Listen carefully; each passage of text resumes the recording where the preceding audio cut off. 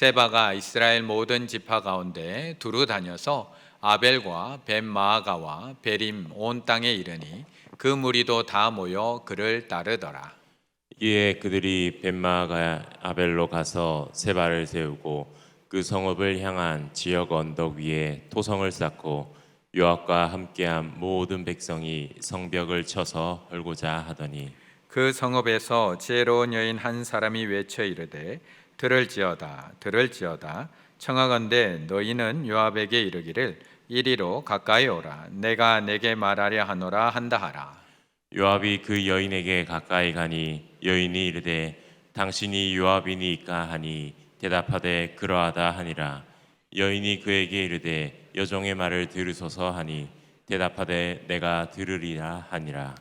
여인이 말하여 이르되 옛 사람들이 흔히 말하기를 아벨에게 가서 물을 것이라 하고 그 일을 끝내었나이다. 나는 이스라엘에 화평하고 충성된 자 중 하나이거늘 당신이 이스라엘 가운데 어머니 같은 성을 멸하고자 하시는도다.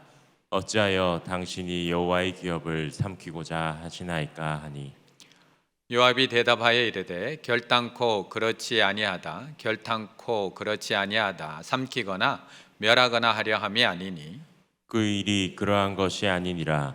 에브라임 산지 사람 비그리의 아들 그의 이름을 세바라 하는 자가 손을 들어 왕 다윗을 대적하였나니 너희가 그만 내주면 내가 이 성벽에서 떠나가리라 하니라. 여인이 요압에게 이르되 그의 머리를 성벽에서 당신에게 내어 던지리이다 하고 함께 있습니다. 이에 여인이 그의 지혜를 가지고 모든 백성에게 나아가매 그들이 비그리의 아들 세바의 머리를 베어 요압에게 던진지라. 이에 요압이 나팔을 불며 무리가 흩어져 성읍에서 물러나 각기 장막으로 돌아가고 요압은 예루살렘으로 돌아와 왕에게 나아가니라. 아멘. 인사 나누실까요? 문제가 끝이 없습니다. 참 문제가 참 끝이 났으면 좋겠는데 우리 인생 속에서는 왜 이렇게 문제가 끝이 나지 않는지요? 우리는 항상 이것만 끝이 나면 그 일만 해결되고 나면이라고 이야기합니다. 아이가 이번 대학에 가면 우리 가족여행 한번 가자. 우리 집장만 하고 나면 그거 꼭 사자. 이번에 승진하고 나면 우리 며칠 푹 쉬자라고 이야기합니다. 이 빚만 갚고 나면, 이 문제만 해결되고 나면, 건강만 좋아지고 나면, 아이들 결혼만 시키고 나면 그때 가서 지금 하지 못한 일 우리 다 하면서 살자. 그런데 참 신기하게도 그 문제를 해결하고 나면 어느새 다른 문제가 또 찾아와 있는 것을 발견하게 됩니다. 결혼만 하고 나면 다 될 줄 알았는데, 아이만 낳고 나면 괜찮을 줄 알았는데, 대학 입시만 끝나고 나면 편안해질 줄 알았는데, 막내까지 결혼 다 시키고 나면 이제 인생의 짐 좀 벗을 줄 알았는데, 이제 손주 좀 다 키워주고 나면 아무 걱정 없을 줄 알았는데, 오늘도 우리에게는 또 다른 문제가 찾아와 있다라는 것을 금방 알 수가 있습니다. 2절의 말씀을 함께 읽습니다. 2절입니다. 이에 온 이스라엘 사람들이 다윗 따르기를 그치고 올라가 비그리의 아들 세바를 따르나 유다 사람들은 그들의 왕과 합하여 요단에서 예루살렘까지 따르니라. 아멘. 다윗도 이제 모든 문제가 다 해결된 줄로만 알았습니다. 왜냐하면 자신에게 반역해서 일어난 압살롬 군대를 물리쳤기 때문에 이제 문제 다 끝났다라고 생각했습니다. 전쟁에서 적장의 목만 딱 베고 나면 전쟁에서 승리하는 것 우리는 너무 쉽게 생각합니다. 그런데 오늘도 이스라엘 민족에게는 문제가 끊이지를 않고 있습니다. 이제 아들 압살롬이 죽은 것에 대한 다윗의 눈물도 멈추었습니다. 그리고 지난번에 살펴봤듯이 왕이 일어나서 슬픔에 빠져있던 왕이 일어나서 이제 판결의 자리 성문에 드디어 앉아 있습니다. 그래서 전쟁에서 승리하고도 부끄러워했던 백성들이 이제 다 왕 앞으로 나왔습니다. 그리고 이제 황궁을 하면 됩니다. 예루살렘 왕의 자리로 이제 다윗은 돌아가기만 하면 됩니다. 이제 돌아가야 되는데 아무도 다윗을 모시고 돌아갈 생각을 하지 않습니다. 이제 왕을 모시고 다시 궁으로 돌아가야 되는데 아무도 나서지를 않는 겁니다. 그러자 다윗이 직접 나서고 있습니다. 19장 11절 함께 읽습니다. 시작. 다윗 왕이 사독과 아비아달 두 제사장에게 소식을 전하여 이르되 너희는 유다 장로들에게 말하여 이르기를 왕의 말씀이 온 이스라엘이 왕을 왕궁으로 도로 모셔오자 하는 말이 왕께 들렸거늘 너희는 어찌하여 왕을 궁으로 모시는 일에 나중이 되느냐. 아멘. 다윗은 원래 유다 지파 사람입니다. 그래서 다윗은 이스라엘 전체의 왕이 되기 전에 헤브론에서 먼저 유다의 왕이 되어서 나라를 다스렸습니다. 그 기간이 무려 7년 6개월입니다. 그러다 보니까 유다 지파는 다윗의 출신이자 또한 권력의 기반입니다. 그래서 오늘 다윗은 두 제사장 사독과 아비아달을 통해서 유다 장로들을 움직이기 시작을 합니다. 뭐라고 이야기하느냐? 왕의 말씀이 온 이스라엘이 왕을 왕궁으로 도로 모셔오자라고 말을 하고는 있는데 아무도 나서지 않고 있다. 그런데 너희는 어찌해서 빨리 나서서 나를 궁으로 모셔가지 않느냐라고 이야기하고 있는 겁니다. 이렇게 다윗이 두 제사장을 통해서 유다 지파에게 이야기하자 유다 족속들이 나서기 시작한 겁니다. 그래서 다윗을 모시고 다윗을 환영하면서 다윗을 호위하면서 요단강을 건너서 예루살렘 성으로 다윗을 모셔오게 됩니다. 이제 모든 문제가 다 해결된 것 같습니다. 이제 다윗도 자신의 성으로 돌아왔습니다. 이제 모든 무너진 것들을 다시 세워놓기 시작합니다. 그런데 여기서도 문제가 끝이 나지 않습니다. 적장 압살롬의 목을 베었는데 이제 왕궁으로 돌아와서 왕자에 앉았는데도 문제가 끝나지 않습니다. 19장 41절 온 이스라엘 사람이 왕께 나와 왕께 아뢰되 우리 형제 유다 사람이 어찌 왕을 도둑하여 왕과 왕의 지방과 왕을 따르는 모든 사람을 인도해서 요단을 건너게 하였나이까. 나머지 지파 사람들이 불만으로 가득한 겁니다. 아니 어떻게 왕이 유다의 지파의 왕만이 된 것이 아닌데 우리 모두의 왕인데 어떻게 우리하고는 한마디의 상의도 없이 이런 일을 진행할 수 있는 겁니까? 아니 다윗이 이스라엘 전체의 왕이지 유다의 지파의 왕입니까? 우리 형제 유다 사람들이 어찌 왕을 도둑하여서 당신을 유다 지파 사람들만 호위해서 이렇게 모셔올 수가 있는 겁니까? 그럼 우리는 뭡니까 도대체? 우리는 왕의 백성 맞습니까? 우리가 다윗을 따를 필요가 있습니까? 다 유다 지파만 저렇게 모시고 올 것 같으면 우리는 왕 따를 필요 없죠.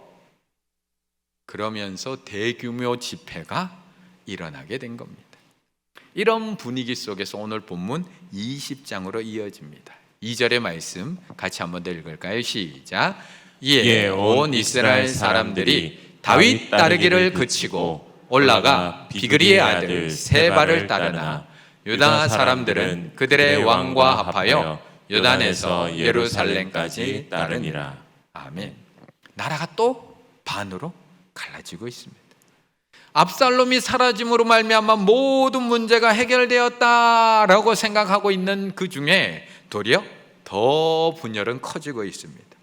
압살롬만 죽고 나면 모든 족속들이 마음이 하나 되어서 다윗 왕을 따라야만 하는데 다윗 자신의 출신 유다 지파만을 통해서 다윗이 황공을 하다 보니까 나머지 이스라엘 모든 지파의 불만들이 고조되고 있습니다. 그래서 유다 사람들은 다윗을 따라가고 있지만 나머지 온 이스라엘 백성들은 다윗을 따르기를 그치고 다윗을 따르지 아니하고 북쪽으로 올라가서 베냐민 사람 비그리의 아들 세바를 따르니라 말씀하고 있는 겁니다. 아직도 문제가 끝나지 않습니다. 문제가 끝나니까 또 문제가 찾아옵니다. 압살롬만 없으면 좀 조용할 것 같지만 여전히 마음은 하나 되지 못합니다. 압살롬만 사라지면 나라가 다 안정될 것 같고 평화가 찾아올 것 같지만 분열과 갈등 도리어 더 심해집니다. 우리도 늘 생각합니다. 저 사람만 없으면 문제가 다 해결되고 저 사람만 없으면 우리 집안이 다 조용할 것 같고 저 사람만 없으면 교회가 평화로울 것 같고 저 사람만 없으면 회사가 다 안정될 것 같은데 이상하게 꼭 그런 것만은 아닌 것 같습니다. 그래서 다윗이 또 일하기를 시작을 합니다. 4절의 말씀 함께 읽습니다. 4절입니다. 왕이 아마사에게 이르되 너는 나를 위하여 3일 내로 유다 사람을 큰 소리로 불러 모으고 너도 여기 있으라 하니라. 아멘.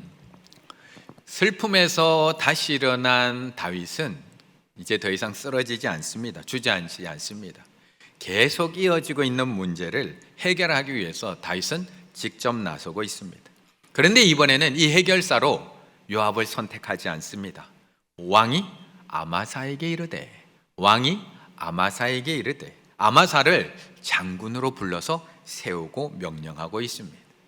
사실 지난번 압살롬을 진압할 때 압살롬과의 전쟁에 있어서 다윗은 요압에게 너무나 큰 실망을 했거든요. 너무나 크게 실망을 했습니다.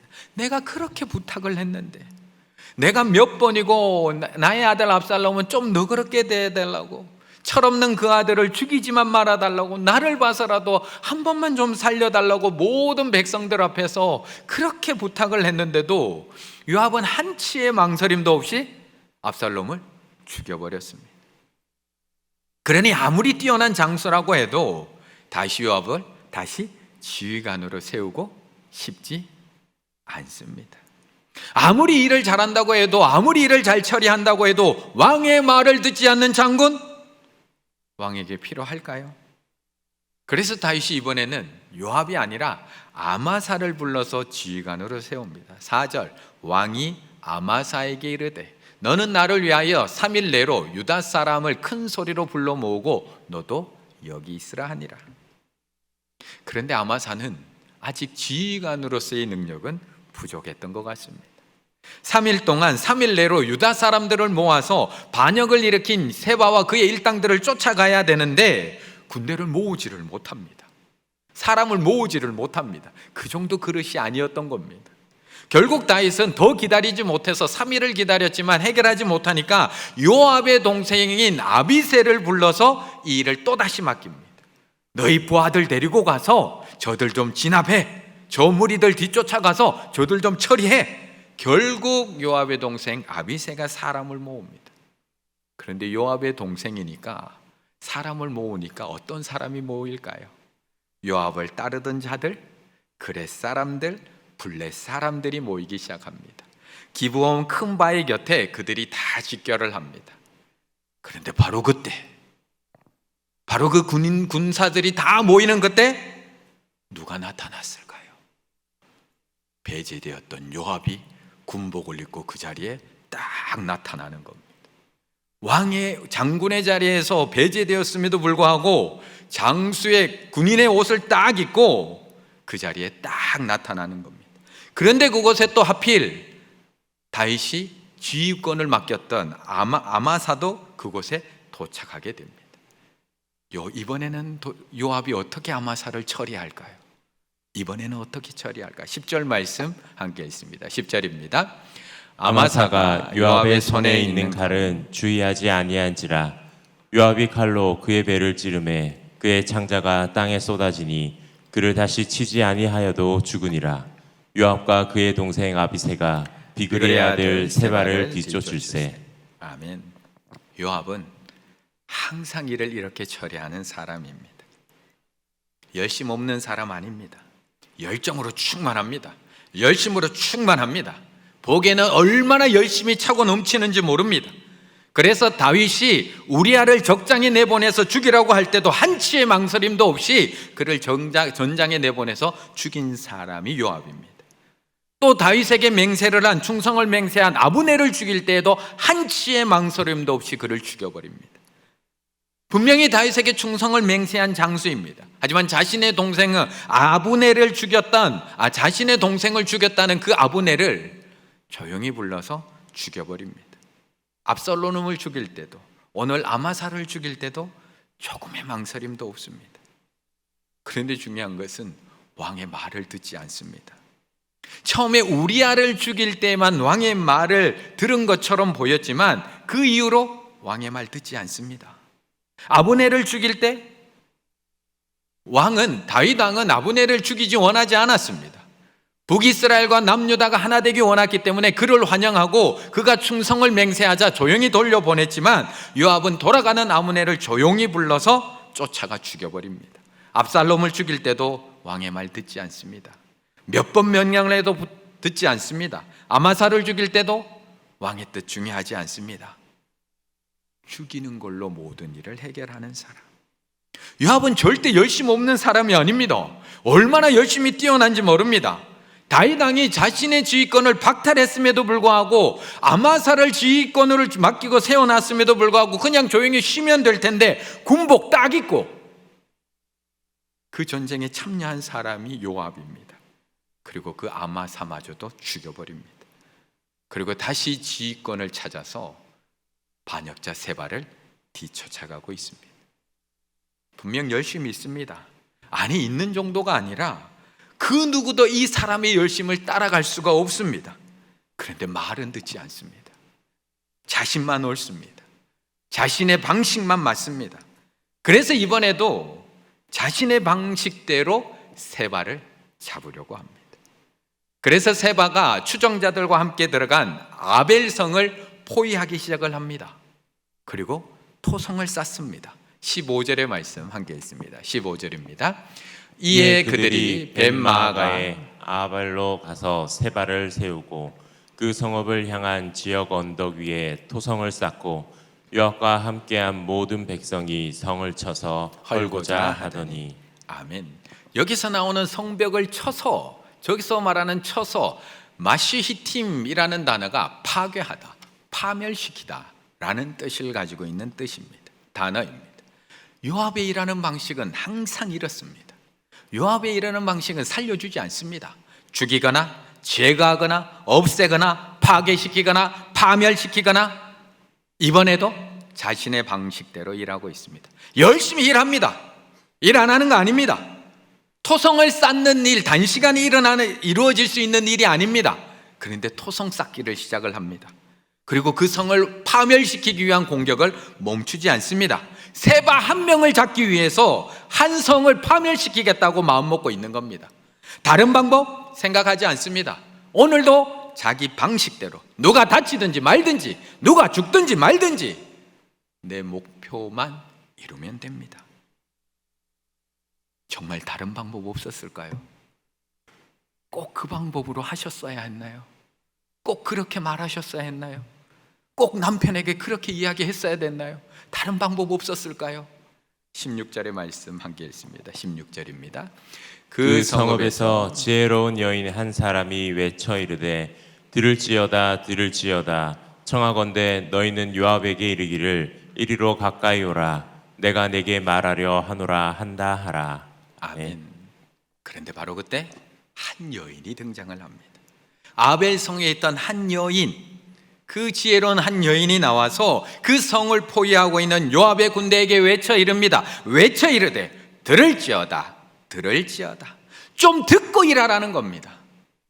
좀 듣고 일하라는 겁니다. 그렇게 막무가내로 세바 한 명을 잡기 위해서 이 성을 무너뜨리려고 파멸시키려고만 생각하지 말고 좀 듣고 행하라고 말씀하고 있는 겁니다. 사실 이 성은 보통 성이 아닙니다.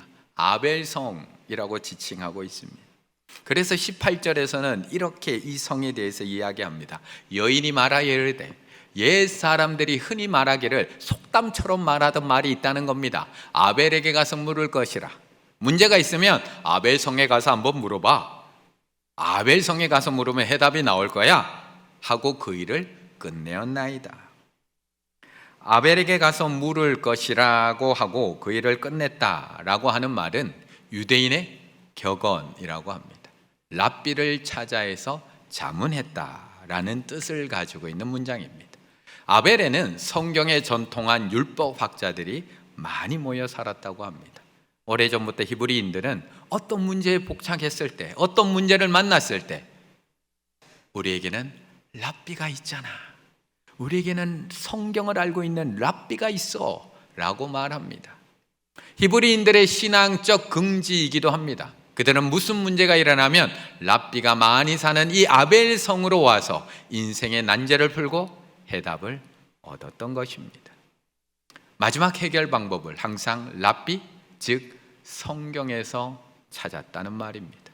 그 이야기를 이 지혜로운 여인이 요압에게 상기시켜주고 있는 것입니다. 요압은 정말 열심히 있는 장수입니다. 이런 열심히 있는 사람 없습니다. 교회도 이런 사람 한 명 들어오면 와 진짜 열심히 있다 라고 칭찬합니다. 다윗이 그의 지휘권을 박탈하고 아마사를 지휘자로 삼았음에도 불구하고 군복 딱 갖춰 입고 세바를 쫓아가는 일에 참여할 만큼 열심을 막을 수가 없는 사람입니다. 거기에다가 세바가 아벨성에 숨어 들어가자 포기하는 것이 아니라 토성을 쌓아서 공격해서 그 사람을 죽일 정도로 그 성을 멸망시킬 정도의 각오를 가지고 달려드는 열심 있는 사람입니다. 그런데 늘 자기 열심입니다. 다른 사람, 다른 방법 생각하지 않습니다. 모두가 평화로울 수 있는 방법 생각해 보지도 않습니다. 하나님의 방법 관심 없습니다. 지금까지 내가 해오던 대로 누가 죽든지 말든지 내 목표만 이루면 됩니다. 율법학자들에게 한번 물을 생각 안 합니다. 하나님께 한번 물을 생각 안 합니다. 내 생각대로만 이루어 달라고 요구할 뿐입니다. 그런데 바로 그때 하나님의 한 지혜로운 여인, 정통한 율법학자들이 모여 사는 그 아벨성을 대표해서 한 지혜로운 여인이 요압에게 외치고 있습니다. 그 성읍에서 지혜로운 여인 한 사람이 외쳐 이르되 들을지어다 들을지어다 청하건대 너희는 요압에게 이르되 이리로 가까이 오라 내가 내게 말하려 하노라 한다 하라. 좀 들으라는 겁니다. 내 생각에 갇혀있지 말고 좀 하나님의 말씀 들으라는 겁니다. 지금까지 해오던 내 방식이 최고의 방식이라는 착각에 빠져있지 말고 하나님의 말씀을 좀 겸손히 들으라는 겁니다. 나만 옳고 내 방식만 옳다라는 교만에 빠져있지 말고 좀 하나님께 묻고 들으라는 겁니다. 그 방법 말고 모두가 평화로울 수 있는 방법 하나님 앞에 좀 들으라고 말씀하고 있는 겁니다.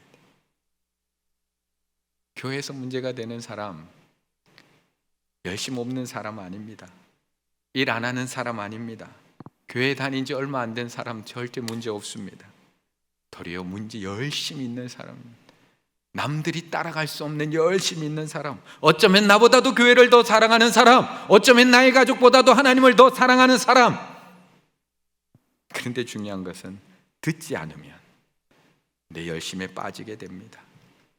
지금 하나님께서 원하시는 게 무엇인지, 지금 하나님께서 바라시는 것이 무엇인지, 지금 하나님께서 우리 교회 가운데 주시기 원하시는 것이 무엇인지 듣지 않습니다. 자기가 좋아하는 것, 자기 열심에만 빠지면 열심히 하면 할수록 하나님과 멀어질 수밖에 없다는 것입니다. 19절 나는 이스라엘의 화평하고 충성된 자 중 하나이거늘. 그 여인이 하는 말입니다. 나는 이스라엘이 평화롭고 그렇게 평화를 유지해 가고 충성된 자 중에 하나인데 당신은 이스라엘 가운데 어머니 같은 이 아벨성을 파멸시키고자 하는도다. 어찌하여 당신이 여호와의 기업을 삼키고자 하시나이까. 반란을 일으킨 세바를 잡으려고 하는 이유가 도대체 무언가요? 요압이 세바를 처치하려고 하는 목적이 도대체, 이유가 도대체 무엇인가요? 이 사람을 죽이는 게 목적인가요? 아니면 이 사람을 제거함으로 말미암아 이스라엘의 평화와 화평을 찾아오게 하는 게 목적인가요? 그런데 우리는 착각한다는 겁니다.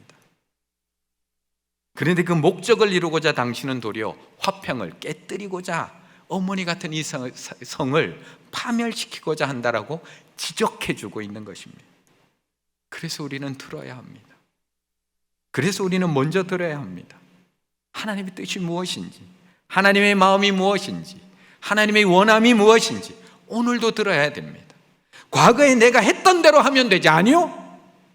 때로 하나님께서는 가라고 하시고요, 때로는 하나님께서 멈춰서라고 하시는데요, 때로는 하나님께서 올라가라고 하시는데, 때로는 하나님께서 매복해서 기다리라고 하시는데요, 때로는 하나님께서 조용히 성을 돌라고 하시지만 때로는 하나님께서 소리로 외치라고 하시는데요. 그래서 우리는 오늘도 물어야 되는 겁니다. 그래서 우리는 오늘도 지금도 하나님 앞에 물어야 한다는 겁니다. 그런데 더 큰 문제는 요압의 듣지 않음이 아닙니다. 요압은 처음부터 듣지 않았던 사람입니다.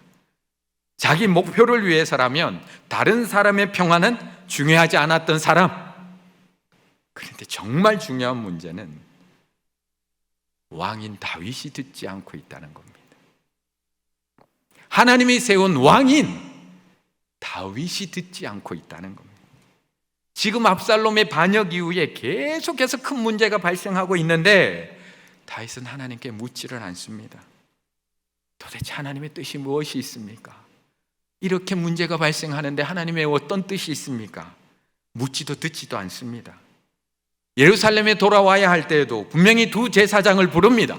두 제사장을 왜 불렀나요? 하나님의 뜻을 물으려고 불렀어야죠. 그런데 묻지 않습니다. 19장 11절 아까 읽었던 다윗 왕이 사독과 아비아달 두 제사장에게 소식을 전하여 이르되, 불렀으면 하나님의 뜻을 물었으면 얼마나 좋았을까요? 그런데 너희는 유다 장로들에게 말하여 내 생각을 이야기하라는 겁니다. 내 방법대로 하라는 겁니다. 내가 일하던 방식대로 너희는 도우라는 겁니다. 하나님께 묻지 않습니다. 하나님께 물어보라고 이야기하지 않습니다. 그들을 통해서 내 방식대로 일하고 있을 뿐입니다. 3절에서 예루살렘에 돌아온 이후에 후궁들을 별실에 가둘 때에도 하나님께 묻지 않습니다. 이 후궁들이 무슨 죄가 있나요? 다윗이 남겨놓고 간 후궁들인데, 자기 부인들 아닌가요? 그런데 남겨놓고 간 부인들인데 하나님 앞에 한마디도 묻지 않습니다. 이번 세바의 반역건을 처리할 때도 하나님 앞에 묻지 않습니다. 새로운 군 지휘관 아마사를 세울 때에도 하나님께 묻지 않습니다. 계속해서 반역의 문제들이 발생하고 있음에도 불구하고 왕위에 오른 지 수십 년이 된 다윗은 더 이상 하나님께 묻지 않습니다. 그런데 다윗 원래 그랬던 사람 아니잖아요. 우리 너무 잘 알고 있잖아요. 다윗이 얼마나 묻고 또 물었던 사람인지, 왕이 되기 전에도 물었던 사람이고, 사람들이 반대할 때도 또 묻고 하나님 앞에 응답 들었던 사람. 사무엘상 23장 2절 4절 이에 다윗이 여호와께 묻자와 이르되, 하나님 블레셋 사람 칠까요? 그래 쳐라. 부하들이 반대합니다. 다윗이 여호와께 다시 묻자온데, 하나님 칠까요? 그래 쳐라. 그 일 나를 도와라. 그래서 가서 전쟁한 사람이잖아요. 아무리 급하고 힘들 때에도 하나님 앞에 물었던 사람이잖아요. 자신의 가족들과 부하들의 가족들 다 끌려갔을 때, 시글락에서 그 부하들 다 끌려갔을 때도 하나님 앞에 뜻 물었던 사람. 사무엘상 30장 8절 다윗이 여호와께 묻자와 이르되, 내가 이 군대를 추격하면 따라잡겠습니까? 내 가족이 끌려갔는데 뭐 물을 거 있습니까? 그런데 또 따라갈까요? 묻잖아요. 한번 승리했다고 그 방법 그대로 하지 않고 또 묻는 사람. 사무엘하 5장 19절 다윗이 여호와께 여쭈어 이르되, 내가 블레셋 사람에게 올라가리이까? 하나님께서 네 손에 넘겼다. 올라가라. 올라가서 승리했습니다. 23절 다윗이 여호와께 또 묻습니다. 하나님 올라가지 마라. 뽕나무 숲을 맞은편에 숨어서 기다려라. 기습해라. 다르잖아요. 지난번은 올라가라고 하지만 때로는 숨어서 잠잠히 기다리라고 하시잖아요. 올라가는 것만이 하나님의 뜻이 아닌데요. 그럼 오늘 또 물어야죠. 그런데 이제 다윗 묻지 않습니다. 왕이 된 지 수십 년 되었거든요. 이제 하나님께 묻지 않아도 다 해결할 수 있는 능력 있는 왕이 되어서 그런지 이제 하나님 앞에 묻지도 듣지도 않습니다. 두 제사장을 불러놓고도 내 생각만 이야기할 뿐이지 하나님 앞에 묻지 않습니다. 다윗까지도 이젠 자신이 해오던 대로, 자신이 해오던 열심대로 나라를 다스리고 있을 뿐입니다. 그러니까 끝나질 않습니다. 문제가 끝나지 않습니다. 분열이 끝나지 않습니다. 어쩌면 오늘 이 지혜로운 외침은 요압을 향한 외침이 아니라 하나님이 이 여인의 입을 통해서 다윗에게 외치고 있는 말인지도 모르겠습니다. 그 성읍에 지혜로운 여인 한 사람이 외쳐 이르되, 들을지어다, 들을지어다. 다윗에게만 외치고 있을까요? 오늘 우리에게는 외치고 있는 하나님의 말씀 아닐까요?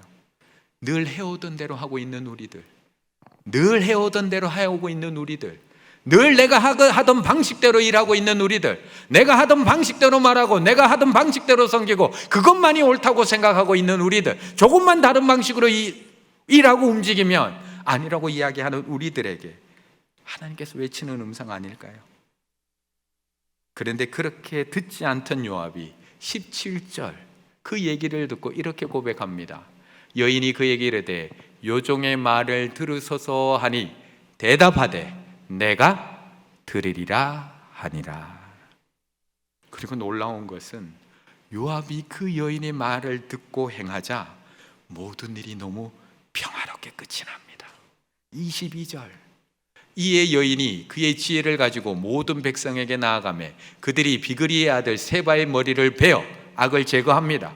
요압에게 던지니라. 이에 요압이 나팔을 불매 무리가 흩어져 성을 무너뜨린 게 아니라, 파멸시킨 것이 아니라 성읍에서 물러나 각기 장막으로 돌아가고 요압도 예루살렘으로 돌아와 왕에게 나아가니라. 모든 것이 평화롭게 다 끝이 납니다. 우리도 다시 물어야 합니다. 해오던 대로 하는 것이 아니라 다시 물어야 합니다. 내 경험대로 하는 것이 아니라 다시 물어야 합니다. 내 생각대로, 내 기준대로, 예전에 이렇게 해서 잘 되었던 그 방법대로가 아니라 또 물어야 합니다. 지난번에 올라가라고 하셨던 하나님께서 이번에는 잠잠히 숨어 기다리라고 하시고, 6일 동안 침묵하라고 하셨던 하나님께서 때로는 지를 때 크게 외치라고 하시는 하나님 앞에 우리는 오늘도 물어야 합니다. 매 순간 물어야 합니다. 하나님, 지금 내가 무엇을 하기 원하십니까? 지난번에는 제가 하나님 앞에 이렇게 나아가길 원하셨는데, 그렇다면 지금 내가 이번 주에는 어떻게 하길 원하십니까? 지난번에 내가 목표를 향해서만 열심히 달려갔는데 하나님, 지금 내가 어떻게 이야기하길 원하십니까? 어떻게 향하길 원하십니까? 지난번에는 남편에게 이렇게 얘기를 했는데, 지난번에는 아이에게 이렇게 이야기했는데, 우리 가정의 화평을 이루기 위해서 이번에는 내가 어떻게 하길 원하십니까? 그때마다 하나님께서는 우리의 발걸음을 인도해 주실 줄로 믿습니다. 그때마다 하나님께서 하나님의 뜻을 이루어 가실 줄로 믿습니다. 그때마다 하나님께서 우리를 통해서 모든 문제들을 평화롭게 해결해 가실 줄로 믿습니다. 날마다 내가 해오던 방식대로가 아니라 하나님의 뜻이 무엇인지, 하나님께서 이루고자 하는 것이 무엇인지를 날마다 물으심으로 그 하나님의 음성을 듣고 이 땅 가운데서부터 하나님 나라를 이루어 가실 수 있는 우리 충혈의 가족들 다 되시기를 간절히 바라겠습니다.